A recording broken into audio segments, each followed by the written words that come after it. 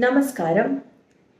K Surendran തുടരണോ എന്ന കാര്യത്തിൽ അന്തിമ തീരുമാനമാക്കാത്തതിനാൽ ബിജെപിയുടെ പുതിയ സംസ്ഥാന അധ്യക്ഷന്റെ പ്രഖ്യാപനം വൈകുന്നു. 5 വർഷം പൂർത്തിയാക്കിയ സുരേന്ദ്രൻ മാറിയാൽ പല പേരുകളാണ് പാർട്ടി ദേശീയ നേതൃത്വം പരിഗണിക്കുന്നത്. നിയമസഭാ തെരഞ്ഞെടുപ്പ് മുന്നിൽ കണ്ട് പുതിയ പരീക്ഷണങ്ങൾക്കും പാർട്ടി ചിലപ്പോൾ മുതിർന്നേക്കും. കെ സുരേന്ദ്രൻ തുടർന്നില്ലെങ്കിൽ ടി രമേശിന്റെയും ശോഭാ സുരേന്ദ്രന്റെയും പേരുകളാണ് പരിഗണനയിലുള്ളത്. ദീർഘകാലമായി രമേശ് സംസ്ഥാന ഭാരവാഹിയായി തുടരുകയാണ്. രമേശിന്റെ സീനിയോറിറ്റി മറികടന്നാണ് 2020 കെ സുരേന്ദ്രനെ പാർട്ടി ദേശീയ നേതൃത്വം പ്രസിഡന്റാക്കിയത്. കേരളത്തിലെ ഗ്രൂപ്പ് സമവാക്യങ്ങളിൽ നിന്ന് നിലവിലെ സാഹചര്യത്തിൽ രമേശിന് എതിർപ്പുകളില്ല.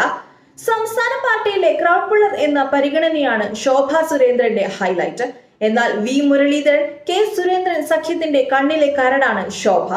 ദേശീയ തലത്തിൽ ഒരു വിഭാഗം നേതാക്കളുമായി നല്ല ബന്ധത്തിലാണ് ശോഭ.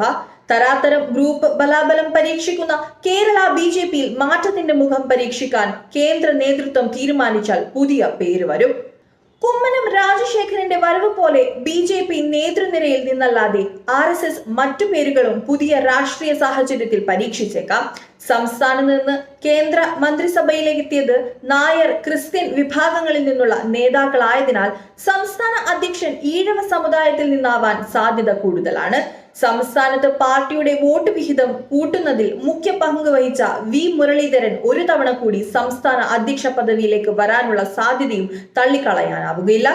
2020 സംസ്ഥാന അധ്യക്ഷന്മാരായ നേതാക്കളിൽ കെ സുരേന്ദ്രൻ മാത്രമാണ് ഇപ്പോൾ തുടരുന്നത്.